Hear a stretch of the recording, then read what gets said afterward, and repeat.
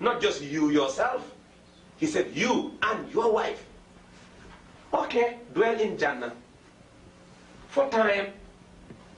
But my purpose of creating you is to establish peace and security on earth.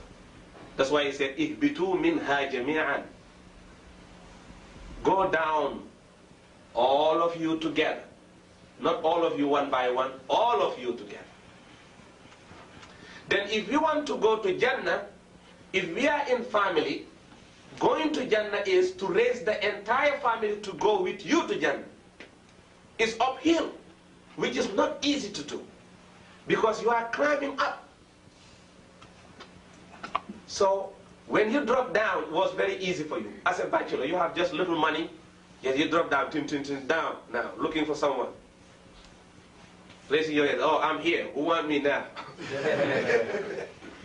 Someone came out. You don't have nothing. You don't have even family. You don't have nothing. You just have, the only thing you have is your jacket. Sometimes a car. Who want me? Someone said, well, let me check you. They start checking you.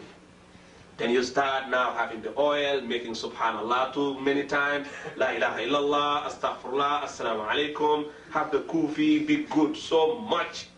But still they have to check you. They have to check you because you're going to dwell here. Yes. Marriage is a social institution as old as human race itself. Marriage is the way adopted by human society for regulating the relations between families. It's not just regulating relations between one man and one woman, no, it's regulating relationship between the families. That's why we have to open the doors of marriage, not just keep marrying in one family, like what they call Jewish process of marriage. They are circulating what they call recycling. They are recycling marriage. Just the Jews marry Jews.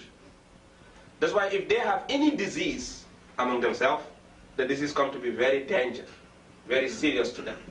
Because the disease is spreading so much. Though as much as you open the doors, as much you give human family health and strongness. So then, marriage is that. It's adopted by human society for regulating relations between families. Marriage is not a purely economic. When you come down, don't just look, don't think that the whole thing is economic. Oh, let me just save money. How many years? Maybe 10 years before I get married. Don't try that way, brother. That cannot work. Because maybe the first day of marriage, even the celebration will finish everything. Everything we put in the bank, the ceremony will finish it. Why doing all this? It's good to marry, you know, and then just have some cakes and laddu and have some biryani and then lamb and rice. Everybody enjoy. But you have $20,000. Then you go and big hall, you rent the hall, you rent the curtains, you rent the chandelier, you do this, take limousines about 2 miles long. You know, all these kind of things. You pay all this money for just maybe 3 hours program. It's your very, very expensive jacket. But nobody, you know, look at the jacket because you're going to go. And I'm telling you, if you marry, even your wife is not looking at the jacket. No matter how beautiful it is. Your wife is looking at you. She's just thinking about you. No matter how the dress is beautiful, you are not looking at the dress of your even wife. You are looking to your wife. You are not looking at the dress. But 1,000, you know, robe, 1,000 with the trail, you know, inviting maybe 6 girls, handle it like alligator. Cannot work. Islam says simplify, hem the dress, and come to the marriage contract and marry and get out from here and go and enjoy yourself. Because that is not a value, no matter how money you put it. Then the next day you start going to your father, your mother, can I borrow $1,000? Why? Because we have to start life. Start life like that? No, this is not bachelor life. This is real. This is serious. So, marriage is not purely economic. No. Marriage is not that. Yes, it's not purely economic. Because economic factor is the least focal in marriage according to Islamic point of view. Economic factor is the least focal in marriage. When you are focusing on the characteristic of marriage, economic is the least. It's nothing absolute to focus on how much going to be the dowry. $1,000 and a ring, doesn't matter. Yes, it's count, but it's not the basics. Yes, but marriage is love and piety. Not the economic, it's love and piety. Do not marry only for the sake of beauty. Let me marry her. Why? She's so beautiful. Okay, brother? Beauty is not permanent. We are talking about family structure, dwelling, staying forever. Then beauty is not a permanent something you can take as a permanent value. Because if Fatima is 15 years old, she's pretty. 15 years old. Oh, I want to marry her. Why? She's so beautiful. Okay, she's young. All right. You marry her because of that. Now we're going to give you about 50 years later. 50 years after marriage, what's going to happen? You're going to see another Fatima. You're going to see Fatima who cannot talk. She's old now. You're going to Fatima without teeth. Fatima cannot listen to you. Fatima cannot even make a cup of tea for you because she's old now. Where's that beauty? It's gone. It's gone. So then the beauty is not a fundamental base in marriage. Do not marry only. That's why I use the word only. Only for that.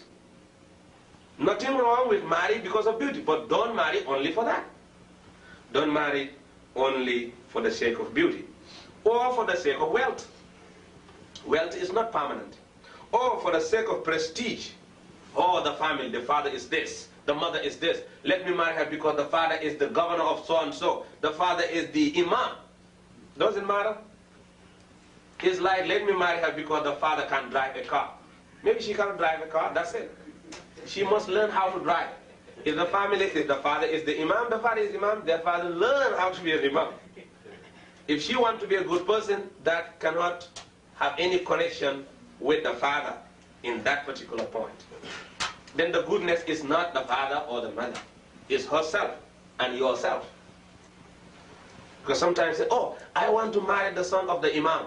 Why? Because he went to Pakistan and learned Quran and come back. Sometimes he come to be the worst boy. Come to be the worst. Because he don't learn even how to live life. Doesn't matter. Don't ever think that Hafiz is a basic value to marry. No. Hafiz, they are beating their wives. There are some Hafiz, they are just beating their, and they have Quran, but they are beating their wives. Why? But they have it here, but that is not here. They can beat their wife, kick them out, and all that good. It's not wealth, it's not beauty, it's not prestige, but on the grounds of religious devotion. Character. That is the beauty. Every sister in this world has her own beauty. There is no ugliness in this world. Everything is beauty. Beauty is in everything. It's up to you what you define as beauty. You cannot beautify the whole thing. You just beautify part of the thing. And beauty is like that. Every human being defines his own thing as beauty.